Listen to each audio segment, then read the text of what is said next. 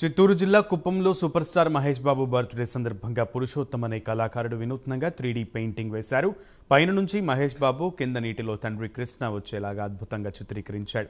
ఈ చిత్రం చూసి మహేష్ బాబు, కృష్ణ అభిమానులు పూరి ఆర్ట్స్ ని అభినందిస్తున్నారు. ఇప్పుడు ఈ చిత్రం సోషల్ మీడియాలో వైరల్ గా మారింది.